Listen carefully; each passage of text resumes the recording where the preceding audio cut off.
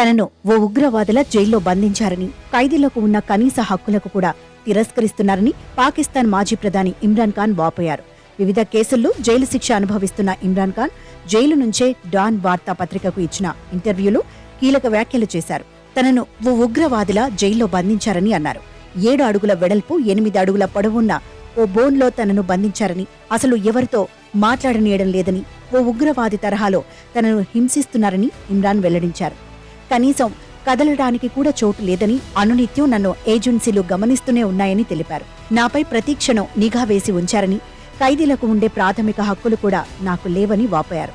ఎవరితోనూ కలవనీయడం లేదని, ఎవరైనా మాట్లాడేందుకు వస్తే అనుమతించటం లేదని ఇమ్రాన్ ఆందోళన వ్యక్తం చేశారు. ఆయనకు కనీసం పెన్ను, పేపర్ కూడా ఇవ్వడం లేదని, తాజా ఇంటర్వ్యూ కూడా ఆయన లాయర్ల ద్వారానే జరిగిందని డాన్ రాసుకొచ్చింది. ఇమ్రాన్ ప్రస్తుతం రావల్పిండిలోని అడియాలో జైల్లో ఉన్నారు. తోషాఖానా, సైఫుల్, ముస్లిం వ్యతిరేకత వివాహం తదితర కేసులకు సంబంధించి దాదాపు ఏడాదిగా అక్కడే శిక్ష అనుభవిస్తున్నారు. ఆయన భార్య బుర్షా బీబీ కూడా జైలు శిక్ష అనుభవిస్తున్నారు. ఇమ్రాన్ ఖాన్పై ఇప్పటికే దాదాపు 200కి పైగా కేసులు నమోదయ్యాయి. మరోవైపు ఇమ్రాన్ ఖాన్ పార్టీ పాకిస్తాన్ తెహ్రీక్ ఏ ఇన్సాఫ్ పై త్వరలో నిషేధం విధించనున్నట్లు పాకిస్తాన్ ప్రభుత్వం ప్రకటించింది. దేశద్రోహానికి, జాతి వ్యతిరేక కార్యకలాపాలకు పాల్పడినట్లు ఆధారాలు లభించడంతోనే ఈ చర్య తీసుకోనున్నట్లు ఇటీవలే వెల్లడించింది. ప్రభుత్వ రహస్యాలను లీక్ చేయడంతో పాటు అల్లర్లకు ప్రేరేపించిందనేందుకు స్పష్టమైన ఆధారాలున్నాయని, అందుకే చర్యలు తీసుకుంటున్నామని చెప్పింది. ఇప్పటికే నిషేధ చర్యలు ప్రారంభమయ్యాయని పాక్ ప్రభుత్వం స్పష్టం చేసింది.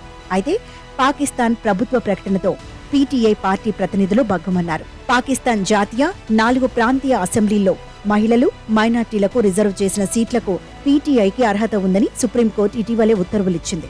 అదే జరిగితే 109 సీట్లతో జాతీయ అసెంబ్లీలో పీటీఐ అతిపెద్ద పార్టీగా అవతరిస్తుంది. దీంతో నిరాశకు గురైన ప్రభుత్వం ఇలాంటి నిర్ణయాన్ని వెల్లడించిందని మండిపడ్డారు.